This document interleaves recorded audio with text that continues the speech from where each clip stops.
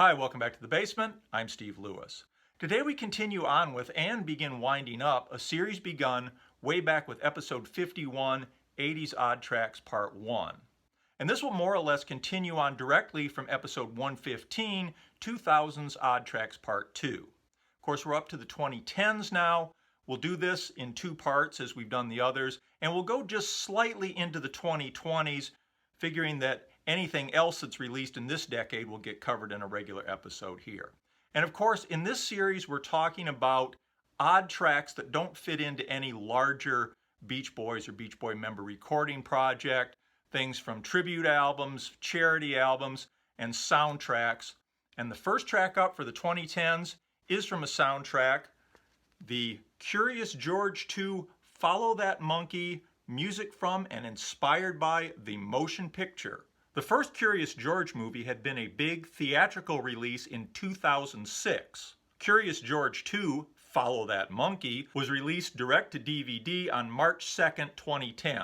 In this sequel, George and the man in the yellow hat go on a cross-country road trip to reunite a baby elephant with its family. Most of the music on the soundtrack is by Carbon Leaf, a quintet from Richmond, Virginia, who do alt-country, Celtic, and folk-based indie rock. Stylistically, they fall sort of somewhere between Counting Crows and Bare Naked Ladies. Carbon Leaf do good work, and they were a good choice for the movie. Their music is sweet, melodic, and heartfelt, with just enough edge not to be corny, a perfect complement to a sweet little family film. Brian Wilson contributes his version of California Sun. California Sun was written by Henry Glover and first released by Joe Jones as a single A-side early in 1961. It was a follow-up to what is by far his best-known record, You Talk Too Much, which went to number 3 on November 14th, 1960. Joe Jones's version of California Sun reached number 96 on April 10th, 1961. The best known version of the song, of course, is by the Rivieras, released in January 1964. Despite running right into the onset of Beatlemania in the US, the single went to number 5 on the charts on February 29th, 1964. Over the years, it's been covered by many others, notably Annette Funicello, Tommy James and the Shondells, the Ramones, and 9 years after Brian's version, Mike Love covered it in 2019 on 12 Sides of Summer. The Rivieras version is a great record, and there weren't a lot of great American rock records in that period just before the British invasion. Of course, there were the Beach Boys, Louie Louie by the Kingsmen, and a few others. These records always make me wonder how things might have gone with American rock had the Beatles not happened here for some reason. Anyway, just a thought and something we can endlessly speculate on. Researching Brian Wilson's version of the song, I came across a two-part video interview with him on Trailer.com from March of 2010. In the first part of the interview, he says, "We played that one, Warm California Sun, for the kids last night and they flipped. They said, I like it, we love it, they loved it, they loved it." In part 2, he continues, "It'll be the first time for the young kids, all the younger generation, to hear it in that movie. It's going to be a real thrill for them." And that's literally everything he says. The first part of the interview runs 11 seconds. The second part of the interview runs 8 seconds, so it's very in-depth. I'm really glad they split it into two parts because I don't know if I could have taken the entire 19 seconds all in one go. Anyway, Brian's version takes a slightly slower tempo than the Rivieras' hit version. Otherwise, it doesn't stray too far from their arrangement, apart from a new middle section that begins Sunshine, Sunshine, California Sun, that seems to be completely original to Brian's version and would have been right at home on that Lucky Old Sun album. Of course, Brian's band can rock when they're called on, and they do it admirably here, even if it doesn't quite have the wild edge of the Rivieras or the Ramones. It's nice to hear Brian tackle something like this, and he does it well. It's not earth-shattering, of course, but it's a nice track, well done, and I hope it doesn't languish forever in the relative obscurity of the Curious George 2 soundtrack album. Next up is another Brian Wilson track, this one from Listen to Me, Buddy Holly, a tribute album released on September 6, 2011, one day prior to what would have been Buddy Holly's 75th birthday. It's an all-star album of newly recorded Buddy Holly covers put together by producer Peter Asher for the benefit of the Grammy Foundation, the Songwriters Hall of Fame, and Artist House Music. In addition to Brian, the album features tracks by Stevie Nicks, Jackson Browne, Ringo Starr, and Jeff Lynne, among many others. Linda Ronstadt's 1976 hit cover of That'll Be the Day is also included, which, as far as I can tell, is the only track that wasn't created especially for the album. It was produced by Peter Asher back in '76. Of course, even back in '76, Asher already had experience with Buddy Holly covers, having had a number 14 US hit back in 1965 with True Love Ways, as half of the duo of Peter and Gordon. Apart from Brian's track, I particularly enjoyed the Stevie Nicks track, the Lyle Lovett track. Natalie Merchant's somber take on learning the game is interesting and effective. I also like Jackson Browne's version of True Love Ways. Late in Buddy Holly's career, there had been an ultimately misguided effort to recast him as a more mainstream entertainer. As a result, some of his records were drenched with giant string arrangements. True Love Ways was recorded in October 1958 with the Dick Jacobs Orchestra, but not released until the spring of 1960 on the posthumous album, The Buddy Holly Story Volume 2. It's got lush strings, harp, and some very tasteful adult saxophone flourishes. Actually, True Love Ways comes across pretty well with this kind of arrangement, much better than some of his other work like Moon Dreams and Raining in My Heart. Still, there are some great songs under those dated heavy string arrangements, and they're always good candidates for cover versions. Jackson Browne's version of True Love Ways doesn't completely remove the strings, but lightens them up appropriately. They give it more of an acoustic jazz shuffle with mandolin and slide guitar giving it a slightly country feel. It's a really nice arrangement and performance. Weirdly, the album ends with a cover version of Raining in My Heart by, of all people, Eric Idle. Though he's easily the most musical of the former Pythons, he's not a name you'd expect here. His inclusion obviously comes from the fact that he and Peter Asher are friends. His take on Raining in My Heart begins with a parody weather forecast, then quickly morphs into an outrageously melodramatic Spike Jones-style recitation. About the time you begin thinking, geez, is he really going to do this for the entire song?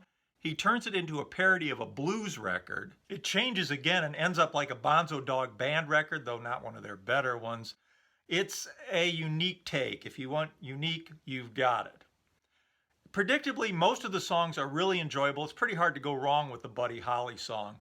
Most of them were produced by Peter Asher and played by a group of crack session players, some of whom have worked with him for decades, like Waddy Wachtel, Russ Kunkel, and Leland Sklar. Brian covers the title track for the collection, Listen to Me. As you might expect, this one is not produced by Asher. Instead, it's produced by Brian and features Brian's band. Listen to Me was originally the B-side of I'm Gonna Love You Too, released on February 5th, 1958, and on the Buddy Holly album released on February 20th, 1958. The writing is credited to Buddy Holly under the pseudonym Charles Hardin, which was his actual first and middle names, and to his producer Norman Petty. It's a great song and a great record, though I have to say I don't particularly care for the way Holly overemphasizes the last sound in each line of the choruses. Listen to me, E, hear what I say, A. Brian's version of the recording really softens this aspect of the record and adds some very complex harmonies that weren't in the original. It's a really beautiful vocal arrangement, and Brian's lead vocal is excellent. Musically, there's a very slight bossa nova feel to the tempo. Scott Bennett's vibraphone gives the track a shimmer that reminds me of the Celeste used by Holly on his record Every Day. It's another excellent Brian recording from this period, and another one that deserves to be heard outside the confines of a now relatively obscure tribute album. There had been another Buddy Holly 75th anniversary tribute album released just over 2 months earlier on June 28, 2011. Rave On Buddy Holly featured Holly songs covered by, among others, the Black Keys, Modest Mouse, My Morning Jacket, CeeLo Green with a very cool take on You're So Square, Baby I Don't Care, Graham Nash, and Paul McCartney strangling It's So Easy in one of the most overwrought performances of his career. McCartney kind of makes up for it with an enjoyable alternate version of It's So Easy, which was released as an iTunes bonus track. There was a tribute concert held at the Music Box in Hollywood on September 7, 2011, one day after the Listen to Me album was released, and on the 75th anniversary of Buddy Holly's birth. It was organized and emceed by Peter Asher and featured performances by some of the artists who appeared on Listen to Me or on Rave On, including Stevie Nicks, Lyle Lovett, Graham Nash, and some who hadn't appeared on those albums like Boz Scaggs and Shawn Colvin. The show was taped for the PBS special Listen to Me, the Ultimate Buddy Holly Party, which was broadcast on December 11, 2011, and has since been released on DVD. Brian didn't attend, but like others, including Ringo Starr, Keith Richards, Jackson Browne, and Eric Idle, appeared in a pre-recorded message that was played at the show. Apparently, as far as I can tell, Brian's message is not part of the TV broadcast or the DVD release, but please let me know if I'm wrong about that. A few months later, and the Beach Boys are getting ready to launch their big 50th anniversary reunion tour. From early 2012 comes this Walmart exclusive to raise awareness of that tour. It's something called a zine pack. It's a 72-page full-color booklet. I'll try to show you some of it as best I can,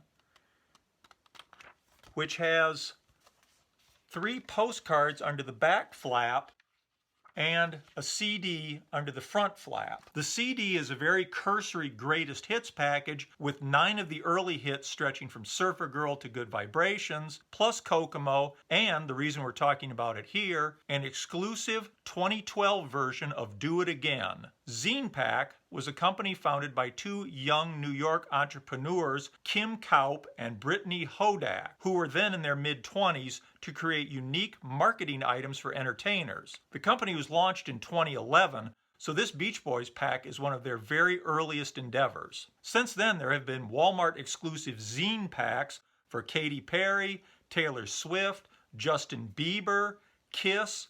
There was a Dolly Parton zine pack exclusive to Cracker Barrel restaurants, which I guess is for people who consider it too pretentious to be seen shopping at Walmart, and I'm sure there have been many, many more besides. In 2015, Kaup and Hodak made a successful appearance on Shark Tank. Since then, they've changed the company name from Zine Pack to the Superfan Company, and now apparently concentrate mostly on writing, consulting, and speaking engagements for marketers. This was sold in shrink wrap, so you couldn't really tell what you were getting until you'd bought it. And even though the most casual fan is going to have 10 of the 11 tracks on the CD, the booklet kind of makes it worthwhile. It's very well done. There's a lot of good pictures. It's all full color, as I say. There's a surprisingly detailed history of the band, a timeline, little bios of each band member. Of course, there's information about their upcoming tour at the time. Lots of trivia, reproductions of picture sleeves, a story behind each one of the songs on the CD with some actual information.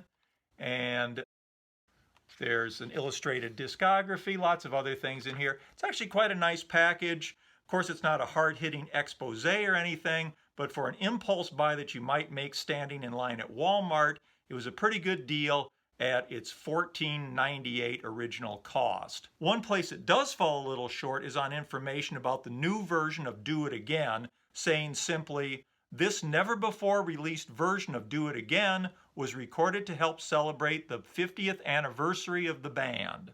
I presume this was recorded during the That's Why God Made the Radio sessions. I'm sure they were running through this song along with everything else they were going to play on the tour around this time as well. I'm guessing that they chose to release this re-recording because the title fits in with the reunion tour theme, also being a Brian and Mike composition. It's a song everybody can agree on. They certainly like to return to Do It Again. To date, apart from concert recordings released on Live in London, Nebworth 1980, Brian's Live at the Roxy Theater, Al's Live in Las Vegas, the 50th anniversary tour live set, and the recently released Carnegie Hall concert recordings. Brian did a version for the I Just Wasn't Made for These Times film and soundtrack, which was released as a CD single in Germany, and Mike has re-recorded it for Summertime Cruisin' and for Unleash the Love. As you'd expect, the 2012 version doesn't stray too far from the original. There's some prominent, nice, rough guitar early in the track and some backing from the horn section midway through that sounds good. And they give it a concert-style ending rather than the original fade-out. Mainly, the lead vocals have been treated, whether it's auto-tune or filters or some other effect. It's especially noticeable on Mike's vocal, which sounds at times perilously close to a 1960s talking computer voice. It's a curio, something for completists, but it is a nice package. We'll leave it for there. We'll pick it up again in part 2. There's still a lot more to get to. Meanwhile, please hit like and subscribe. I always appreciate that. Please leave your comments. Love to hear from you, what you thought about this. If you can add any information, especially some of those areas where I had questions, that would be terrific. Thanks again for watching. We'll see you next time. Have a great week. Bye.